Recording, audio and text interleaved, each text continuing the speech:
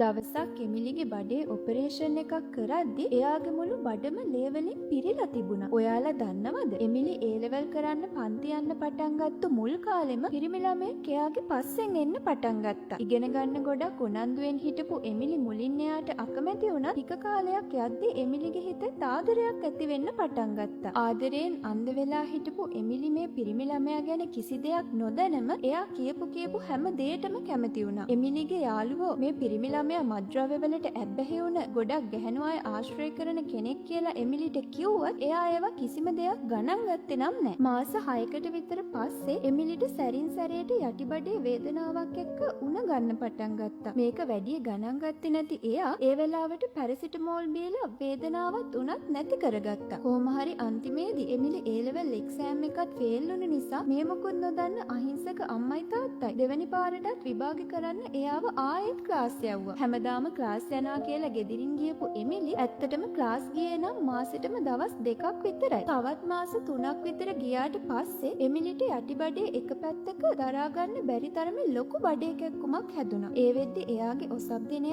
සති 3ක් විතර පරක්කු වෙලා තිබුණ නිසා එයා ගොඩක් බය වෙලා තමයි හිටියේ. ඒ නිසා කාටවත් නොකියම වේදනානාශක පෙති වගේක් බීලා එයා මේ බඩේ අමාරුව ඉවසන් ඉන්න හැදුවත් ඒක එන්නම වැඩි වුණා. පහවදා උදේ අමාරුවෙන් ක්ලාස් ගියපු එයා අන්තිමේදී පන්තියේ සිහි නැති වෙලා බිම ඇදගෙන වැටුණා. ඉතින් මේ නිසා හොඳටම බය වුණ ක්ලාස් එකේ අය එයාව හොස්පිටල් එකට අරන් ආවා. එමිලිට සිදුවුණ මේ අනතුර තමයි ගර්භාෂයෙන් පිටත පැලෝපිය නාලය තුල ගැබ් ගැනීම හෙවත් එක්ටෝපික් ප්‍රෙග්නන්සි යන තත්ත්වය. මෙහිදී නිසි වේලාවට වෛද්‍ය ප්‍රතිකාරවලට යොමු නොවීම නිසා අන්තිමේදී මේක නතර වුණේ පැලෝපිය නාලය පුපුරා යාමෙන් අධික අභ්‍යන්තර රුධිර වහනයක් සිදු වෙලා. මෙම තත්ත්වය පිළිසිඳ ගැනීම වලින් 1%-2 අතර ප්‍රමාණයකදී සිදුවන ඉතා අවදානම් තත්ත්වයක් වන අතර පළමු ත්‍රිමාසිකය තුළදී සිදුවන මාතෘ මරණවලටද ප්‍රධාන හේතුවක් වෙනවා. එමිලිට සිදු වුණා වගේම මෙම තත්ත්වය ඇතිවීමට බලපාන ප්‍රධානතම හේතුව තමයි ලිංගාශ්‍රිතව බෝවන රෝගවලට නිසි ප්‍රතිකාර ලබා නොගැනීම. මීට අමතරව උපතේදීම හෝ ශල්‍ය කර්ම මගින් පැලෝපිය නාලයේ අවහිරවීම ඇති වී තිබීම,